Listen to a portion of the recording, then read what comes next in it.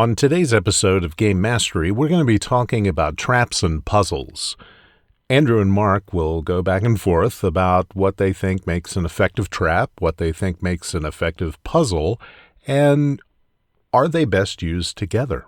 And are some traps puzzles and some puzzles traps, and all these questions and more answered next.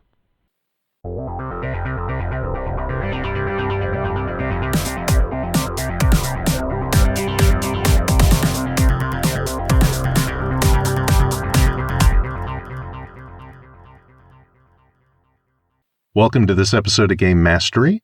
I'm Steve. Mark. Andrew. You know, we're just going to have to work on that as time goes on, and the listeners will be able to continue this journey with us as we blossom into our own and learn how to introduce ourselves with some kind of tempo and flair. I don't know. I think the one word does it. Just Mark. I'm right there. It's very guttural. Mark.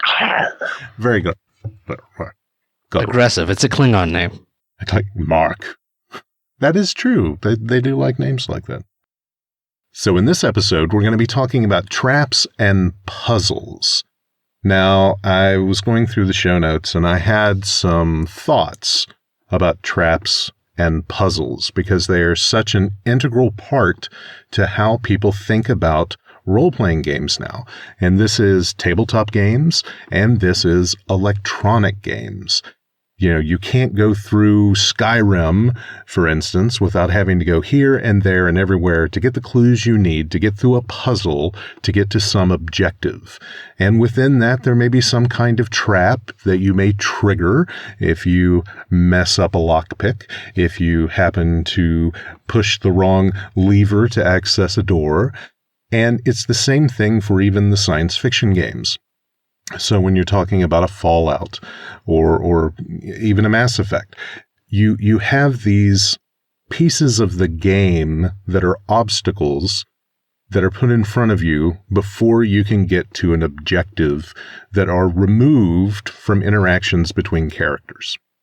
So we're going to talk about traps first. So just to get it out of the way, Mark, what is a trap? A trap basically it's an obstacle, like you said. It's an encounter of its own, but it's going to have a trigger, which would be like, you knocking over the tripwire, etc. And then it has an effect, which is almost always bad. And that's basically all that a trap is. It's a trigger and then an effect, and that can be mechanical or magical. So I was looking for information on real-world traps and puzzles. And especially I was looking from the context of, I think all of us, at least in the Western world, have an idea of traps from an Indiana Jones perspective or a Tomb Raider perspective. In all kinds of movies and books and shows, there is this emphasis on the trap as an impediment.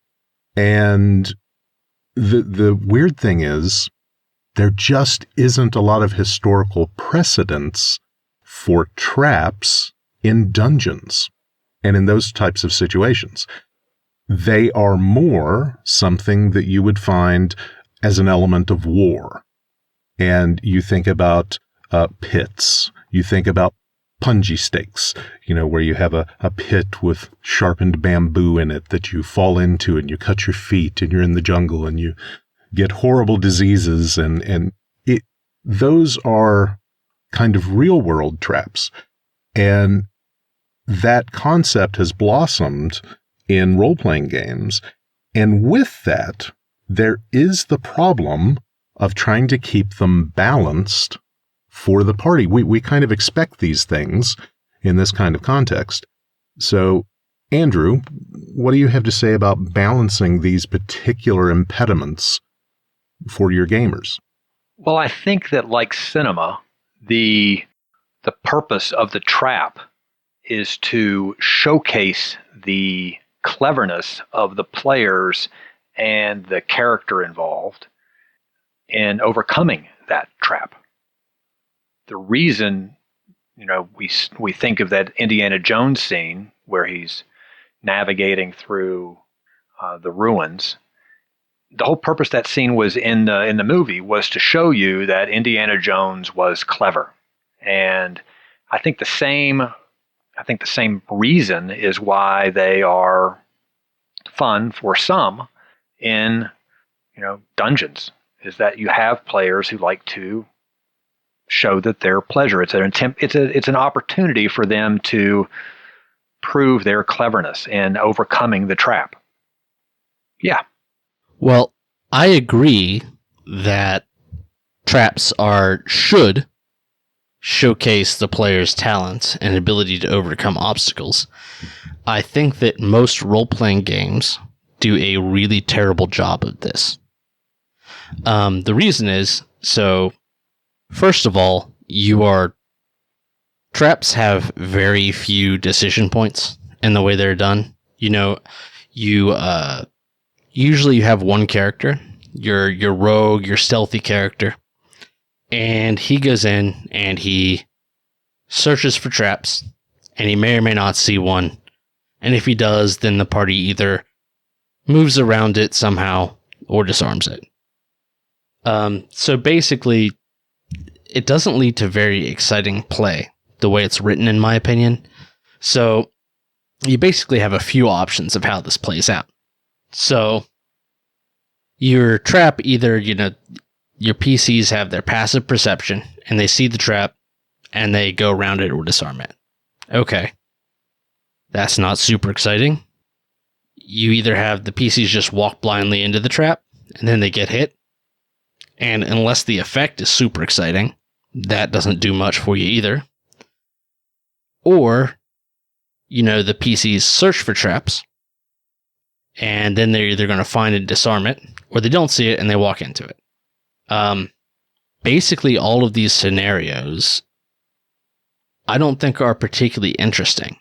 And especially if the game master places the traps randomly, then the PCs are either going to walk blindly into every trap, or they're going to search every room for traps, and it gets repetitive.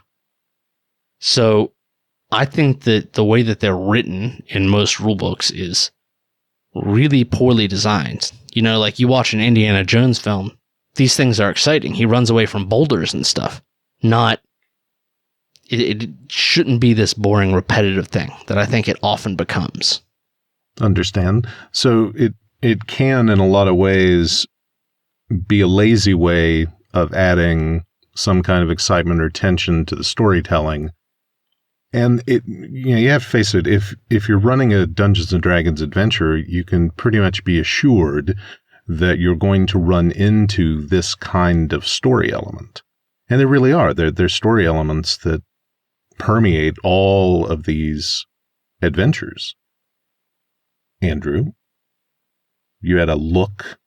I was agreeing. I think old school dungeons like White Plume Mountain and the Tomb of Annihilation before it was rebooted. I mean, the whole point was to see how many PCs you could kill before you got to the end of the adventure. It was a trap experience, one trap, one puzzle after the other. Funhouse dungeons, I think, is what they were called. So it was a particular genre of dungeons, and I think there are players that actually enjoyed them. Many players hated them. There wasn't a lot of role playing involved in those dungeons, and your survival was not expected as a character. Now, I think that those kinds of dungeons, right? Those are fair because the PCs are going to know that there's traps all over the place, right? Generally, these dungeons are set up where you walk in and there's going to be some traps and they will be less deadly. And then as you go on, these traps are going to get more and more deadly. But ideally, your players are more and more prepared for them. The issue really comes where the PCs don't know if there could be traps or not. So I think a good way to fix them, in a way, is to always give clues. So you either want to build your dungeon like that, where they walk in, there's less deadly traps. Let them know this dungeon is highly trapped. Or, if you are going to have some sort of trap experience somewhere in the dungeon, you want to show some unfortunate adventurer or somebody who's died or some other weird sign where the players feel like they had a clue that they should or could have looked for a trap. That's one way to make traps better, and I don't see that enough. They seem almost random in dungeons sometimes. Yeah, I think there needs to be a purpose for the trap. It needs to have, it needs to fit some motivation by the trap maker. Why did they put this trap there? What were their goals? Was it there to restrain individuals? Is it intended to kill individuals? Is it intended to delay individuals and alert other people that are in the area to the victim's presence? So the purpose of the trap should fit the storyline. It shouldn't be just random. And, in real life, rather than traps, we have alarms. Alarms have been a part of human society since we banded together. Someone keeping watch, someone looking after someone's back. And then once we started to domesticate animals, we used dogs specifically, in some cases, as guards and as alarms.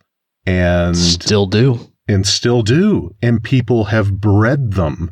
And, the royal family in China bred specific animals for their traits of protecting their children, yet at the same time being completely vicious against anyone who would dare invade the home. So we kind of have that today even. I mean, so many people have a Ring doorbell. That is a form of alarm. It could be a form of trap. Depending on how it was used. But it's still interesting to me as you guys talk about it, that this is something that has been used in such an intense way in these games as opposed to real life.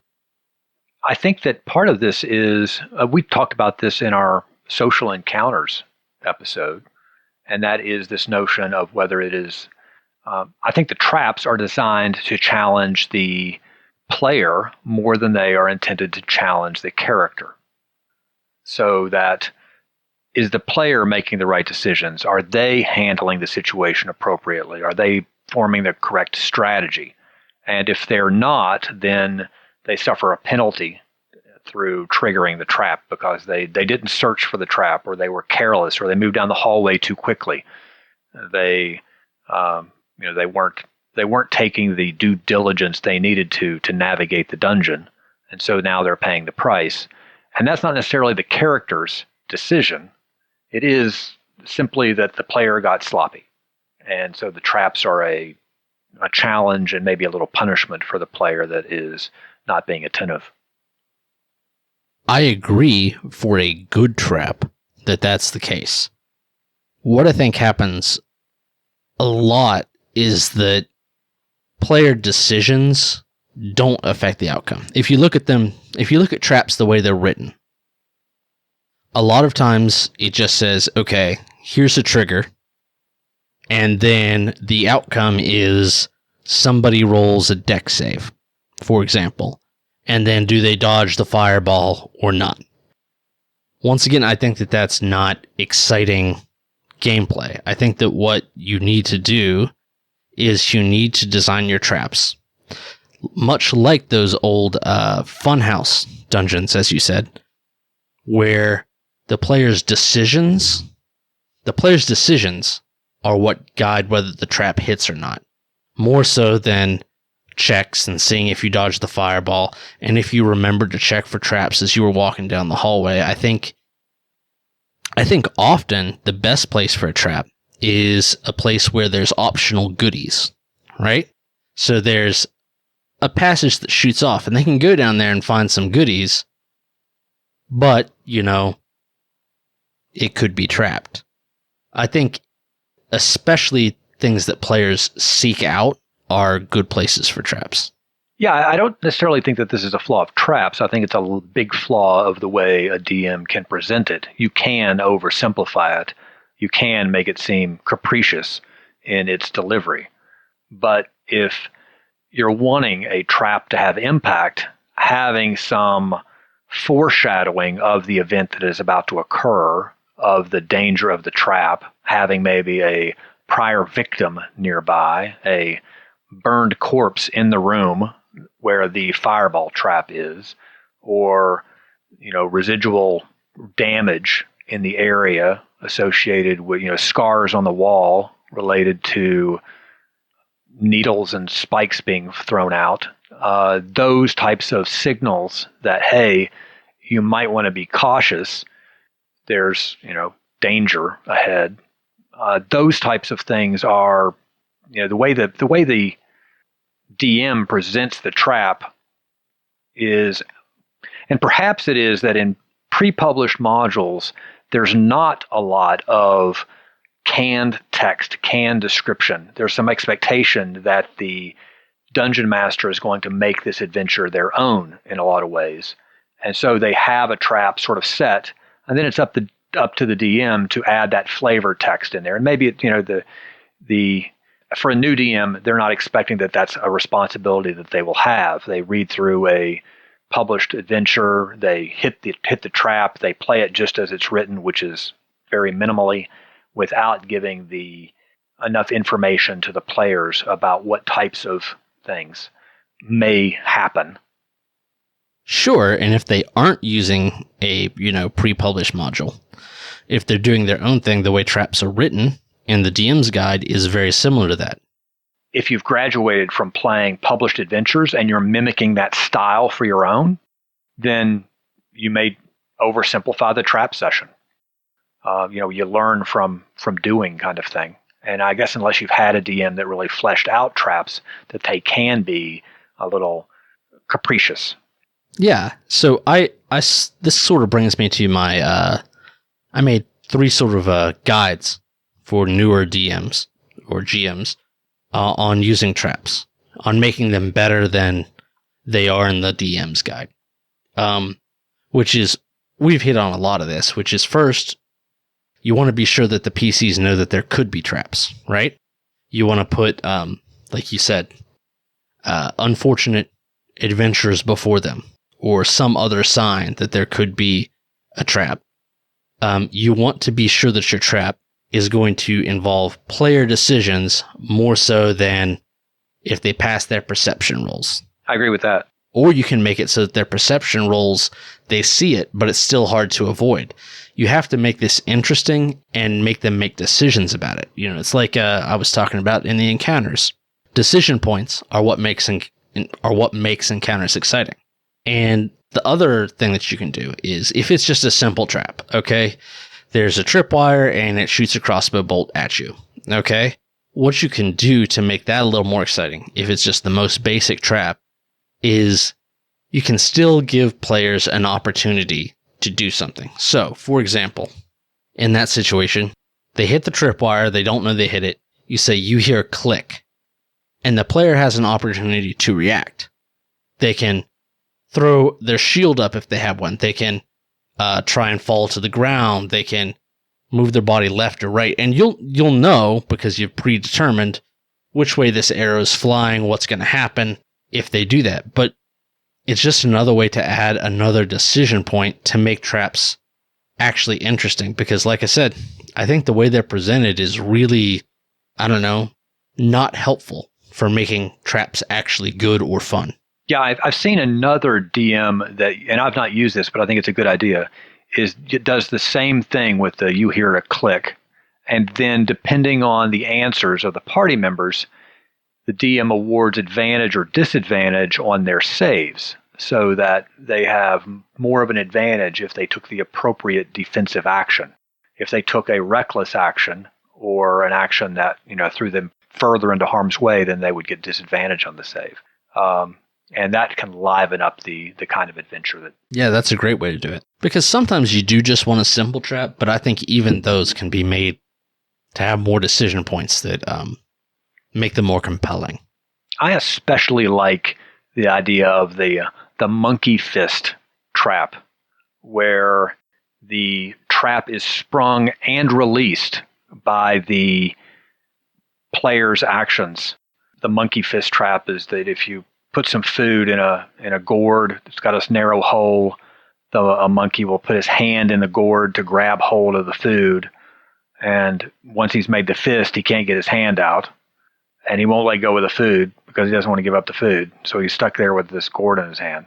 And so that kind of, you let the player's greed be the trigger and the release.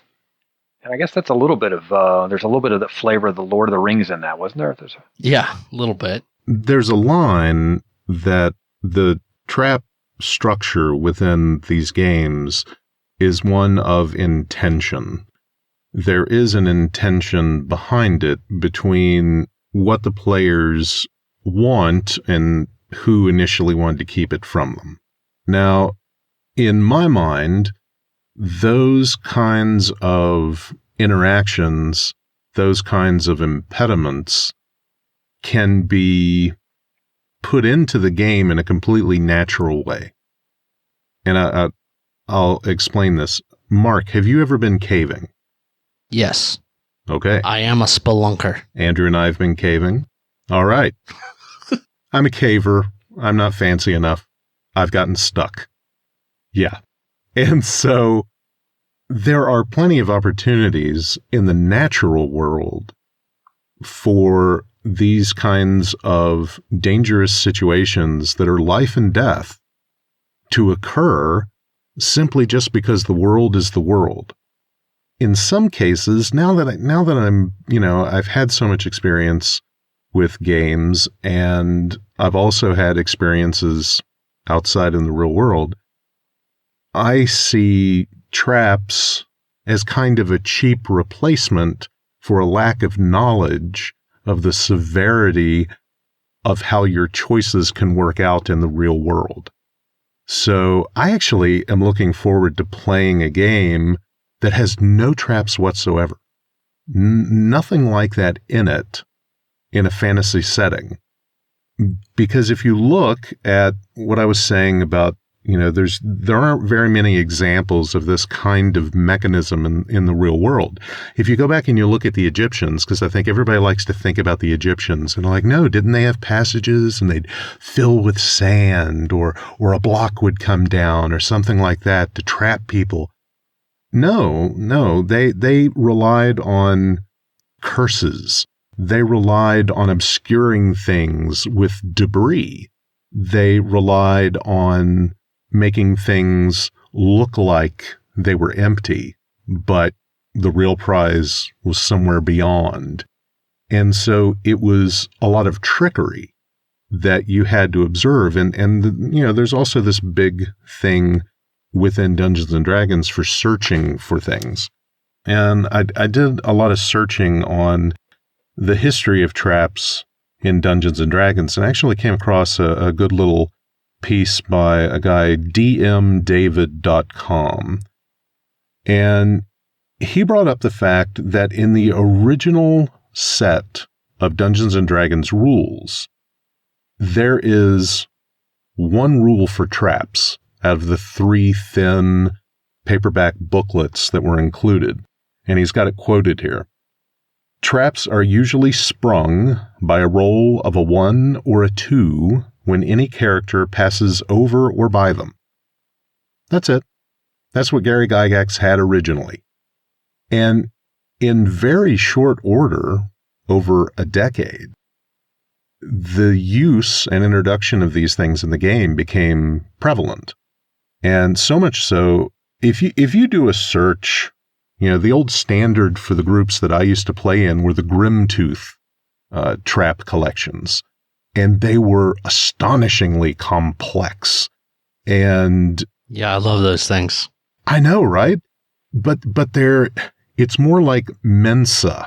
It's more like a game within the game, to try and, get your noggin working right. And I think if people want to use those for that capacity, and we want to accept that this is a product of this particular kind of world that we game in that is, like magic, does not exist in the real world, that's fine.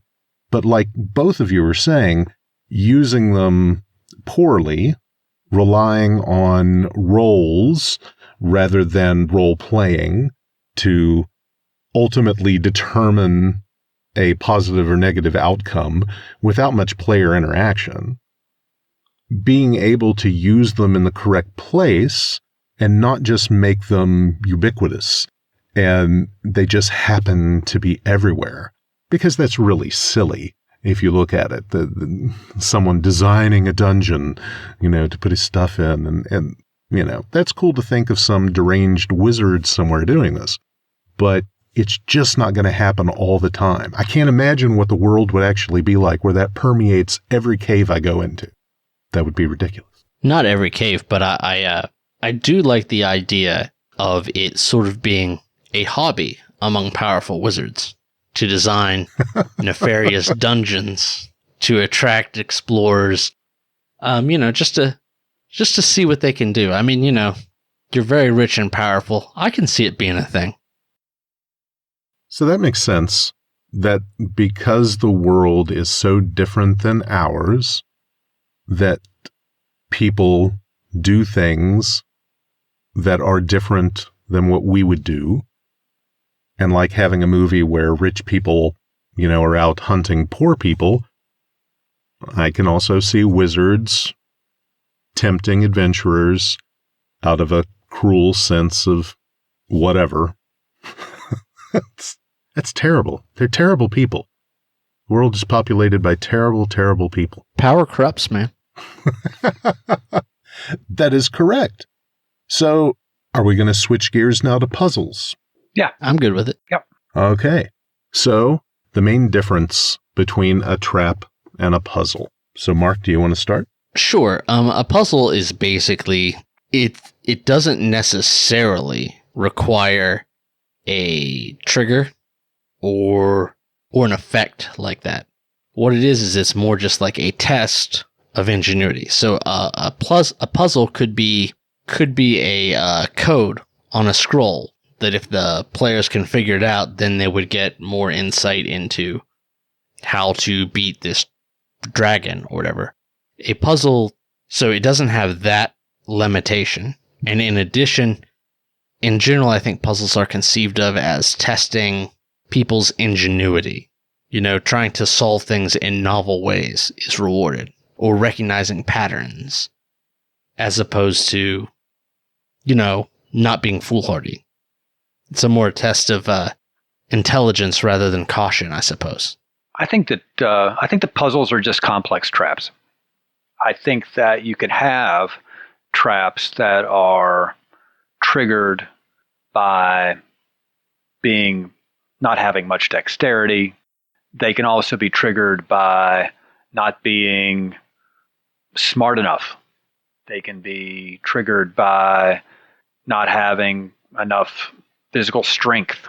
I think that there are lots of ways in which traps can be triggered that are beyond just the sort of rogue's tool set. I think that you can design traps that affect all the classes and test those classes based on the characteristics that sort of shine for them. Sure, but puzzles don't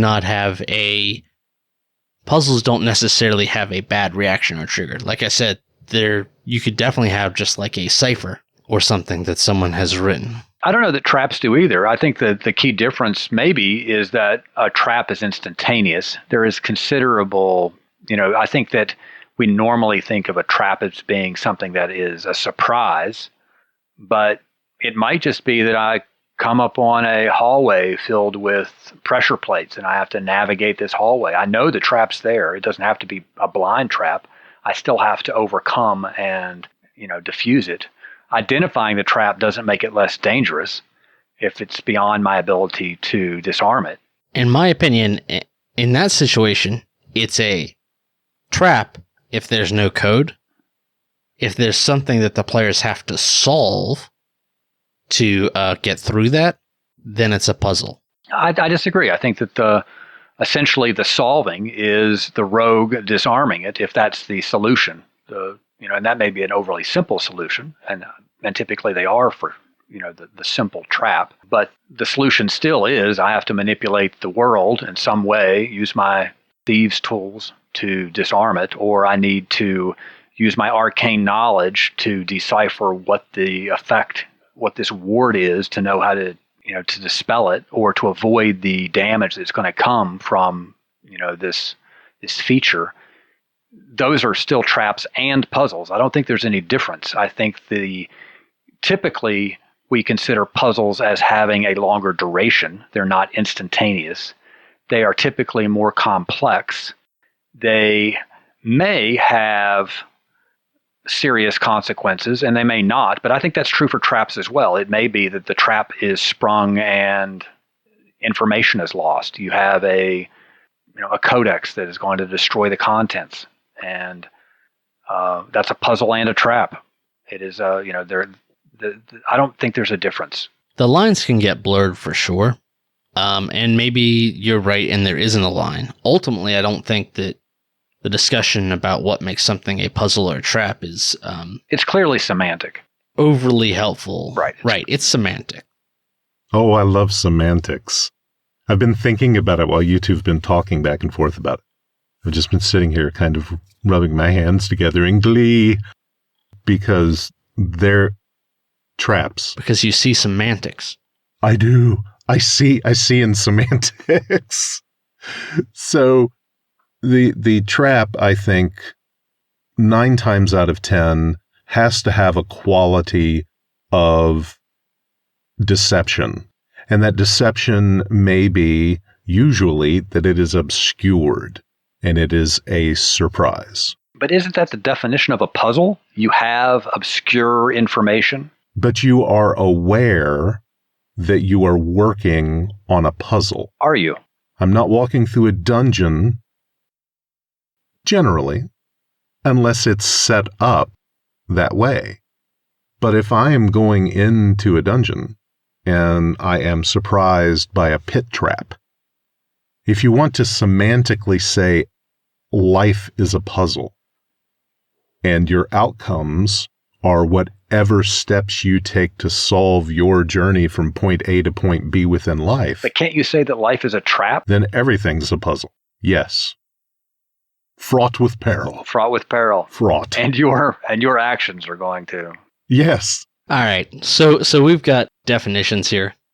Right. But what I was thinking was, Mark, to your point about the difference between puzzles and traps, I think there's kind of like trap that we've talked about, which is kind of, an intention, mechanical, with usually some type of detriment, and usually meant for harm, okay, in stereotypical fantasy settings. I think the dictionary does a good job here. So trap is any device, stratagem, trick, or the like for catching a person unawares, whereas a puzzle is a toy, problem, or other contrivance designed to amuse by presenting difficulties to be solved by ingenuity or patient effort.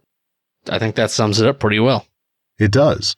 And then, between the two of them, you can have this wonderful meeting. Well, then I would say that traps that are not puzzles are... Bad traps? They're bad traps, yeah. Traps that are not puzzles are bad traps in a gaming context. If there's not a solution to be solved, if there's not some kind of action on the player, which we've discussed before, if it is just about catching them unaware and causing them damage, then they can be improved by making them a puzzle. I agree with that. And that also goes back to effective game mastery, where you don't want a game master to do things arbitrarily to the players. And oftentimes, in my thought, that traps are arbitrary, and they are an arbitrary punctuation point for getting to your destination that you may have absolutely no control over, or given a choice to have a control over.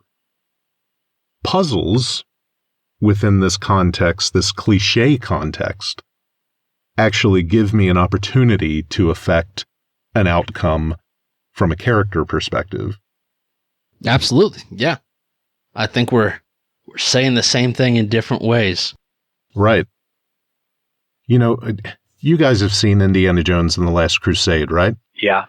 I've seen all three. In the theater. Yeah, I know that's kind of a stupid thing. 4. Oh, don't say no. No. You just caused my microphone to clip because I exclaimed so dramatically. No! For the love of God, no. The No, Christmas for Stoll shame. does not exist.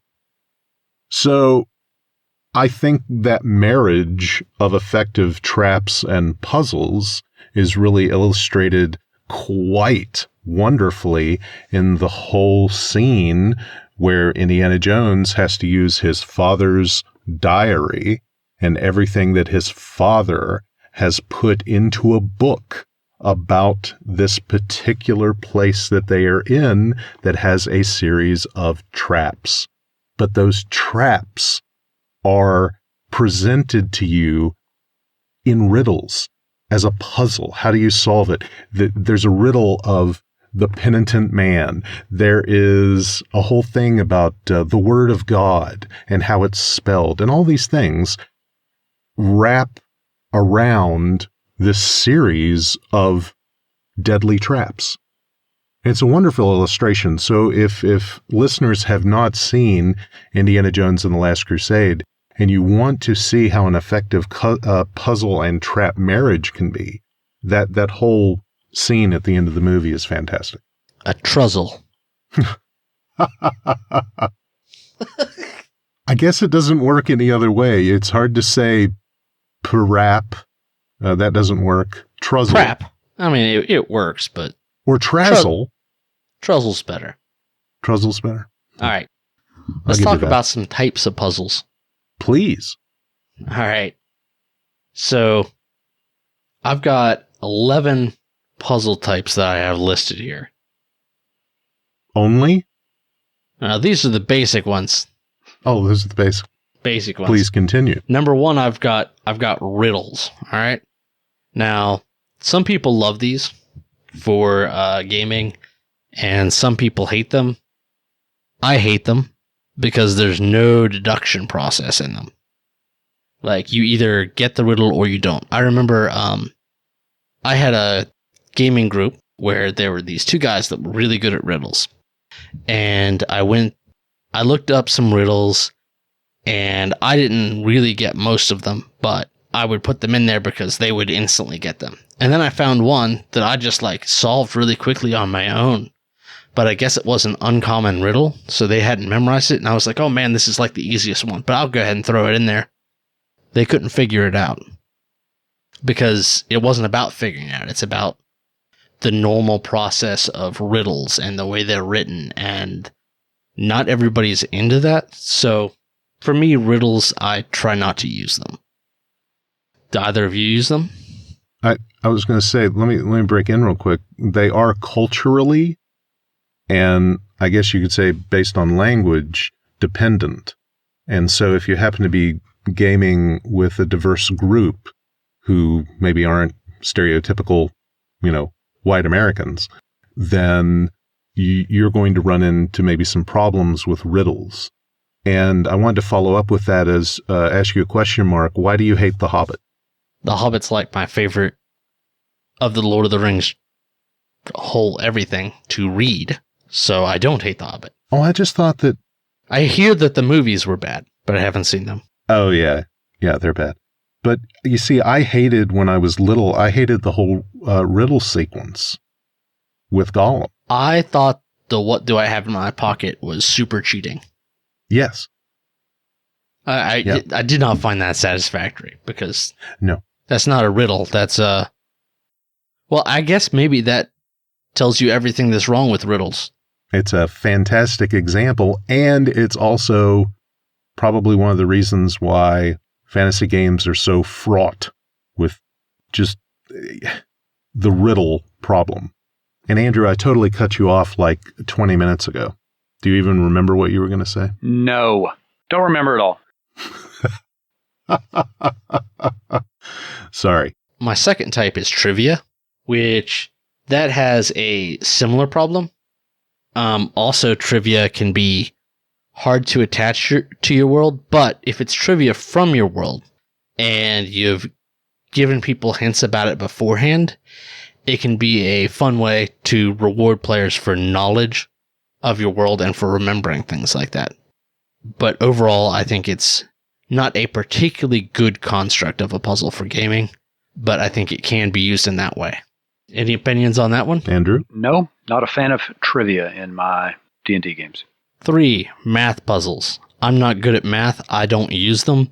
I think that if you have a gaming group that's really good at math, it might be good if you are also good at math and can tell that that's a reasonable puzzle, but I have run into neither of those things, so I don't think they're particularly good. Geometry puzzles, like where you're attempting to reconstruct things into an image, that's a different scenario. I think those can be really good puzzles. I think that one nice thing about those is that, you can print them out or carve them out or whatever, and then players can have a physical prop to interact with, and I think that's always a good benefit for a puzzle. One of my players has a PhD in math puzzles. Yeah, and puns. I've outlawed puns at my table for the same reason. Thank you. Number 4 is mechanical puzzles. Now, I love mechanical puzzles. I think they are probably the best kind of puzzle for gaming because you can give them a physical thing. So what we're talking about here is we're talking like moving tile puzzles, which can go with geometry puzzles. We're talking about the Tower of Taipei, Rubik's Cubes, stuff like that. And I don't recommend Rubik's Cube specifically, but the whole idea of having something that the players can manipulate and then sort of solve the puzzle that way, I think is fantastic. It's also great, so for example, with the Tower of Taipei, the Tower of Taipei has a minimum number of moves, right? That you can estimate somebody can solve it in. And that depends on how big you make it. So something like that is particularly fantastic. Like, for example, I used it with a battle sequence where they were getting into this tower, but more and more enemies kept showing up every round. So they had to figure this puzzle out to solve it. But the thing is, I knew approximately how many moves it would take them to get into it because the puzzle works that way, which I think is great if you can find a puzzle like that. Plus, they have a prop, which is, I think, always adds a really good element to a puzzle. Number 5 is like secret codes, cryptograms, secret messages. I think those are really good for gaming. The most important thing, I think, that if you're choosing to use these is that if there's something that's going to be printed out, is that you want to provide a copy for each player so that they all can solve it. Because the problem with puzzles occasionally is that you will have an alpha gamer step in and they will dictate how the puzzle is solved and they will manipulate the time and it becomes fun for that gamer and no fun for the rest of them. And you want to avoid that at all costs. And I think that giving everybody a copy of the thing is sometimes the easiest way to solve that. Just everybody can work on it and ignore the alpha gamer. Oh. Number 6 is like a pattern guessing. So, for example, tiles that set off traps, pass-throughs, trial and errors, things that have like codes on walls that you try and interpret into ways to pass through a scenario. I think that this is usually used with tiles, and I think that those can be used fine. I normally like to add a separate step, so you have to say solve a secret message to get the code to pass through. Number 8 is spot the difference. I don't think this is particularly interesting in real life or in gaming, but I guess they exist, so some people must like them. If you like them and your players like them, then more power to you. I don't know exactly how you use it because I hate this. I cheat at those. How do you cheat at those? Take your phone and you take a picture of one image and then you take a picture of the other image, and then you alternate between the two images. The different areas will flash. Oh, yeah. I guess you could do that. I'm embarrassed to say I have done that, although I'm not proud of the fact that I have. I never knew the method, so I've never done it. Well, now you will. And the next time you're at like a convention and they're giving away, prizes for identifying the difference between two complex, because a lot of booths will do that. Don't tell anybody, what the secret is, but you can definitely find all the differences very quickly. I've done that at a conference. Technology. Well, they're like, you've got to do this. Let's see how you do. And I'm like, I am a modern human and I will use technology to my advantage. Thank you. You didn't say I couldn't use my phone. Makes sense to me. See, there you go. Kobayashi Maru. Number 9 is mazes, which I think mazes are particularly difficult to integrate into role-playing games. If you're going to use a maze as a puzzle, it can't just be a standard maze. You have to make it something where magically the areas that you're in wrap around or do something like that, because mapping a typical maze is just not interesting. And what ends up happening is you draw it out on the grid for them, and it's annoying for you and not for the players. And you want it to be entertaining, and it's mostly just annoying. So I don't think this translates particularly well unless you can really translate that into a puzzle that is going to use their critical thinking skills. Rise of Tiamat has an excellent maze chapter. The 5e version of Rise of Tiamat has a fantastic maze puzzle, and it is one of those time-space shifting kind of puzzles where you move down one area of the maze if you've done one course of action, and if you've done another course of action, if you go down the same corridor, it becomes something different. And there's kind of a central hub where it has a puzzle you have to solve.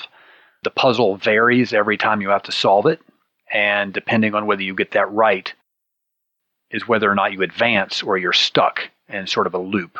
And if you get it wrong, you have a combat challenge, some other minor type of encounters, and then if you get it right, you come to that central area again where they present another variation on the puzzle to allow you to advance further into the maze. It's well done. That sounds like a fantastic way to implement a maze in a way that works for role-playing games. It was very fluid. I'll probably incorporate that in other types of encounters where I have a maze. It was very useful. Number 10 is games. So this is for the most popular one would be like the chess game that you'd see in like Harry Potter. And you can use, chess, checkers, any game that the players are familiar with or unfamiliar with if they are somehow taught the rules for it. This can be interesting. I don't use this one very often, but I think it's a lot of fun if you can find a good way to incorporate it well. Overall, I think they're worth looking at if you're designing a dungeon.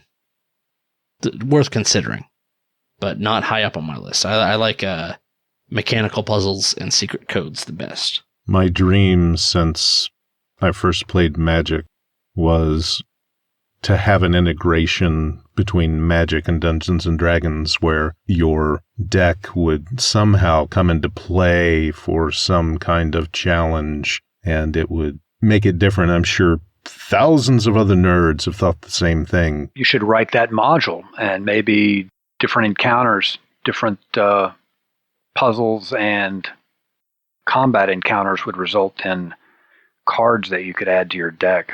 That could be interesting. That could possibly work. There are similar analogs. Well, I was wondering if there are. I haven't played Magic in a long time, and I would assume that there are some standard styles of decks now where there's sort of you recognize a deck when it's played. Mark does. Depending on the format, yeah. My thought was that you could take two decks that you knew were equally matched and have those decks be built as you travel or, as you adventure. And then it climaxes with your playing your deck against the villain who is acquiring cards for failures that you've lost for. Oh, interesting. There are lots of cool ways to do that, and almost every single one could be made into a whole new board game or adventure.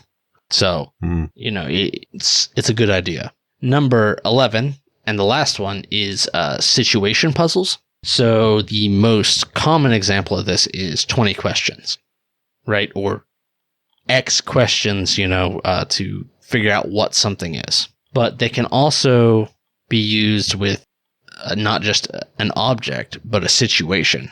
For example, and I stole this one from Wikipedia, the example is a guy goes into a bar. The bartender pulls out a gun at him. The guy says, "Thank you," and then leaves. So what happened? And you get to ask a certain number of questions. Now, for this particular example, what happened is the guy had hiccups. So the guy was attempting to scare the hiccups out of him. So, but, you can use something like that if you can come up with a situation that's confusing and then allow the players to ask a certain number of questions. Now, I have never used this, but it sounds to me like it could be used to create something interesting.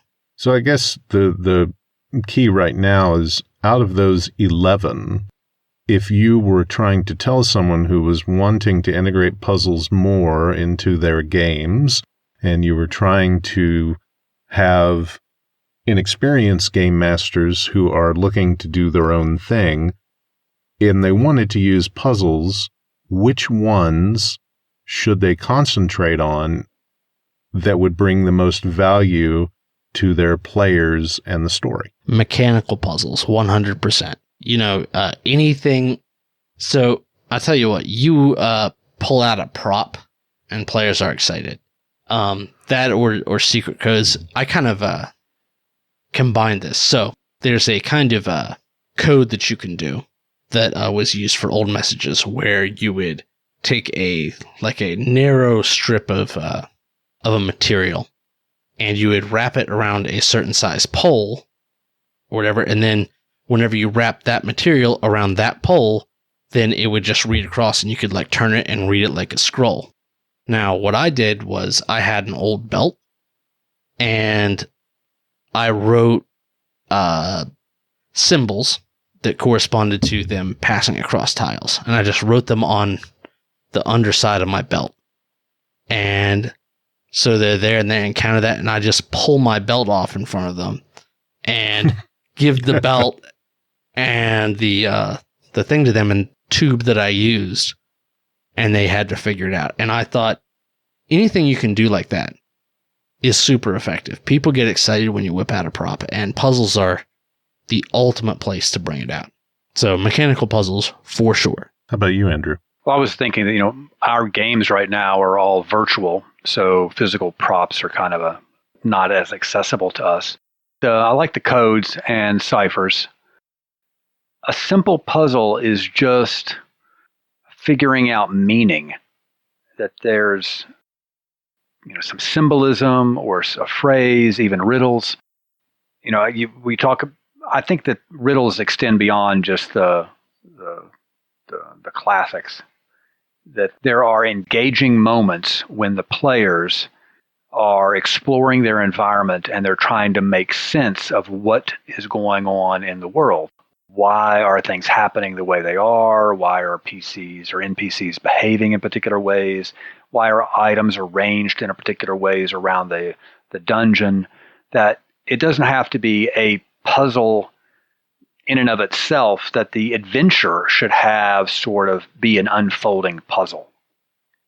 And that there should be a story that's revealing itself. And that's the best puzzle for me, is that when I grasp understanding. I think that what makes a puzzle rewarding is when you've solved it, you feel as if you've gained some understanding over that small element of the world that you've just solved. You understand the puzzle now, you know how to work it, you've accomplished something. But I think the same thing can occur in a broader sense for the entire adventure, or for that chapter, or for that game session, or when the players are putting the pieces together that they have been uncovering from the different encounters they've had, the conversations they've had, the treasure they've found, the treasure they've not found, and they're piecing all of that together to see how the world that they're in is working.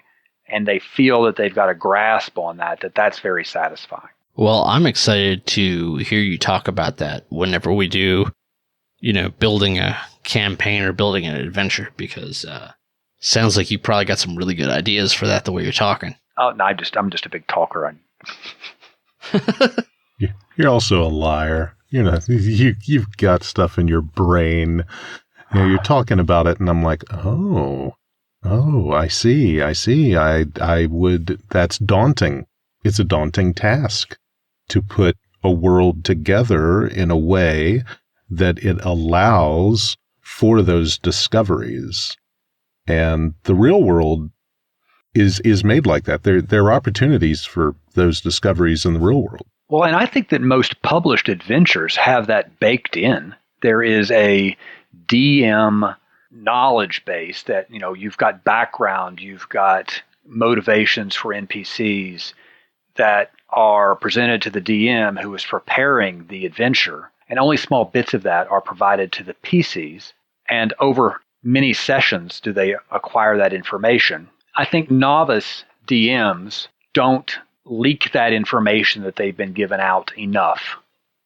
Or they, and I'm guilty of this as well, they just explain an encounter after the fact to the players instead of allowing them to discover it later by discovering a diary or discovering... Show, don't tell. Yeah, show, don't tell. So a lot of that is baked in. It's just a matter of knowing when to leak information and saying, okay, well, they've missed this whole element, and this is kind of a rewarding thing to understand about the world, so I need to move that information into another setting so that they have an opportunity to rediscover that. And I think that's very rewarding for players to have.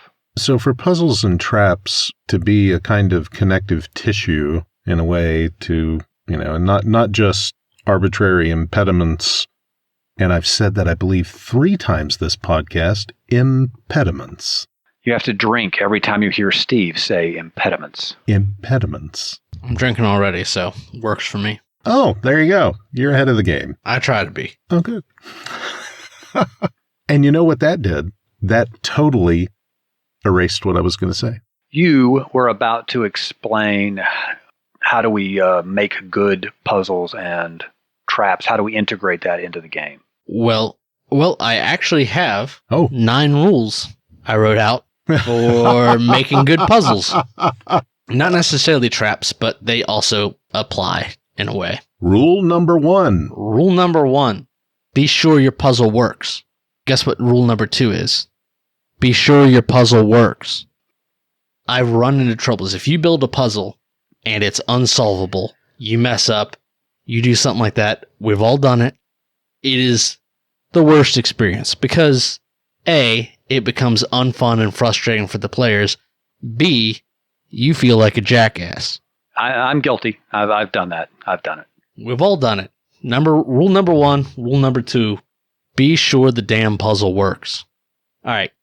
Rule number 3 is that for every puzzle, come up with a bypass. So, if the players can't solve the puzzle, come up with a way out. A way that they can work through it that doesn't involve actually solving your puzzle. Hulk smash. Yeah, so for example, if it's a tile puzzle, that's really easy. They can just walk across the tiles and take the damage, right? I mean, they won't want to, but allow them a way. Because, once again, your puzzle might not work. Be sure it works. All right.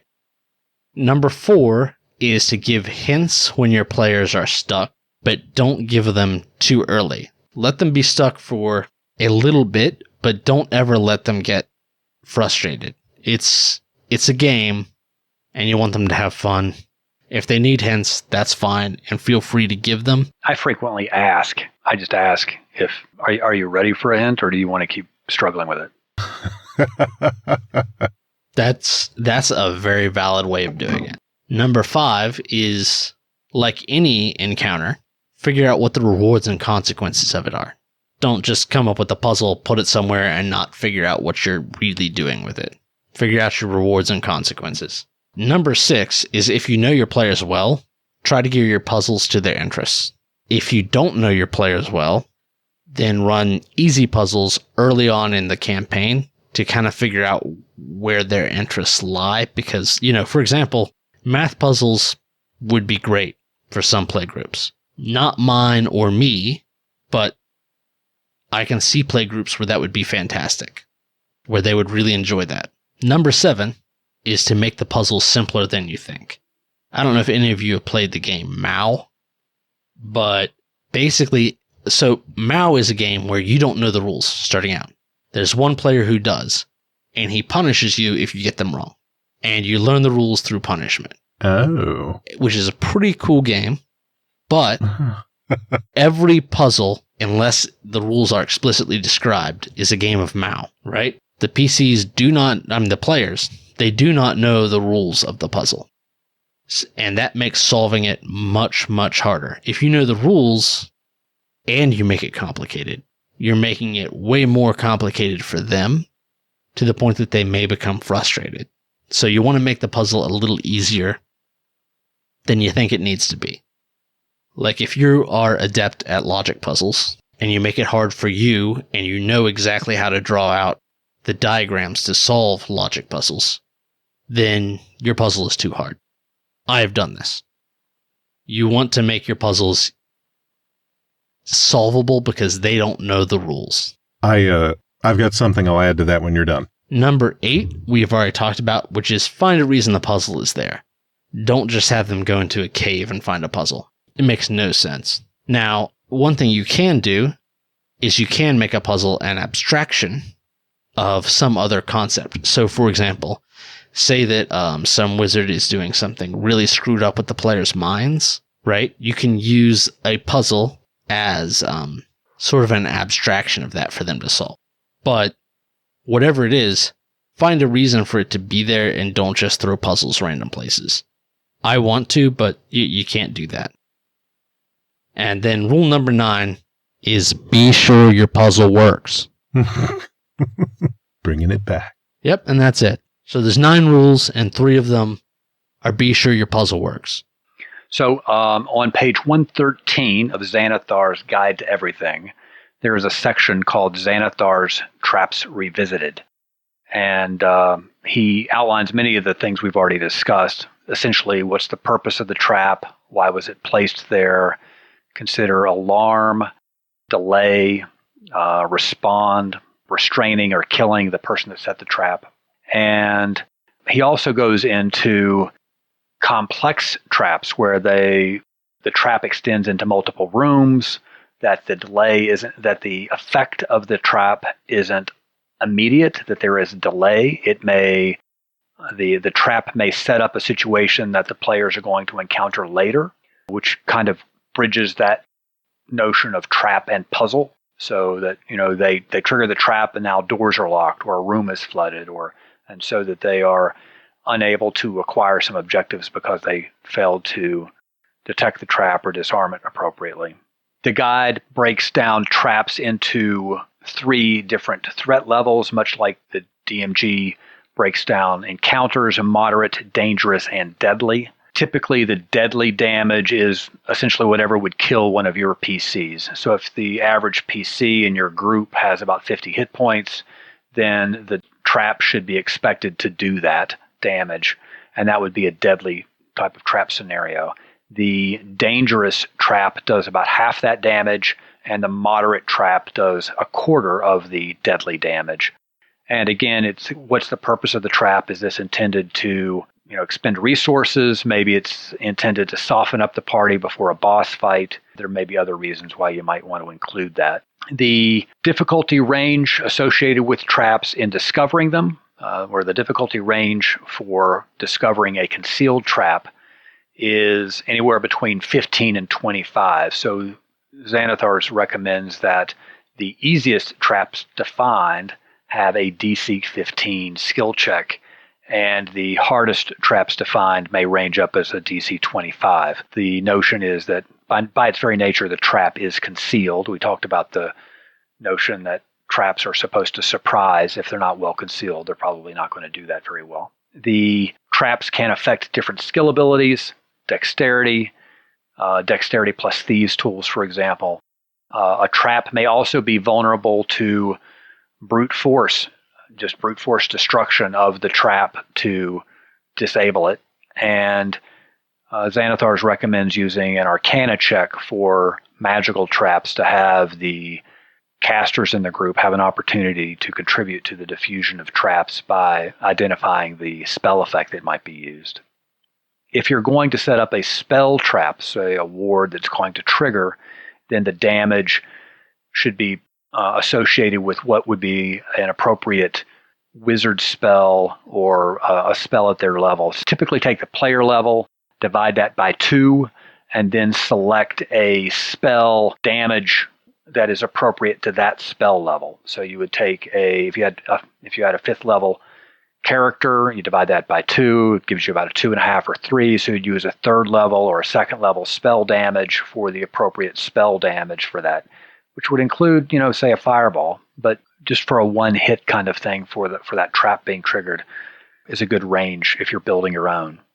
Yeah, so good stuff there in Xanathars, page 113. So that pretty much covers the one thing that I wanted to make sure that we went back to, which was balance and how to balance these particular threats to the party so that they are appropriate. And so that covers all of that. And balance is super important. And what Mark was saying about the puzzles and different kinds of puzzles, and do people have the appropriate knowledge to overcome a puzzle? And that kind of balance reminded me of when I was tasked with creating a set of trivia questions and answers for a work function. And the summer before, it was a comic book trivia set of questions. I don't know, like 15 questions. And they were stupid easy. Something like, what color is Superman's outfit? Superman's girlfriend's name is. Spider-Man is a what? And the choices were like boy, girl, things like that. And so they said, hey, Steve, we're having this Star Wars Star Trek picnic this year. Why don't you do the trivia? And I said, fine, that's fantastic. And I had a set of questions that I thought were kind of middle of the road. And then one guy said, I hope you're not going to wuss out and you're actually going to make it a challenge. And I said, challenge accepted. And so I did it with about a third of the questions where anyone who had watched Star Wars or Star Trek could have gotten them. A third of the questions were that middle of the road. And then a third of the questions were, unless you drank from the same nerd fountain that I had been sipping from, there was no way in hell you were going to get the answers to these questions. And it was so bad I even brought in Ron Davis, who owns Game Store here in town, and he is the biggest Star Wars nerd that I know. And I said, I need 2 questions from you that are going to be really hard for people to answer.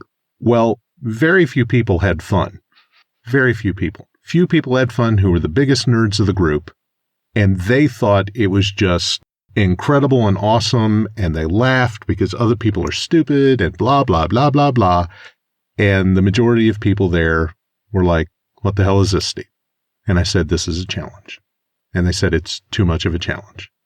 And you absolutely do not want your party, who are going to be made up of differing levels of nerd with different skills, to be stuck on some damn logic puzzle, like Mark was describing, that, is hard even for you. So cautionary tale, make sure that it's balanced. Now, do you guys have anything you want to bring up before we wrap up? I always like your closing arguments. I don't want to interfere with that magic. Andrew, are you percolating on something? I got nothing. I'm good.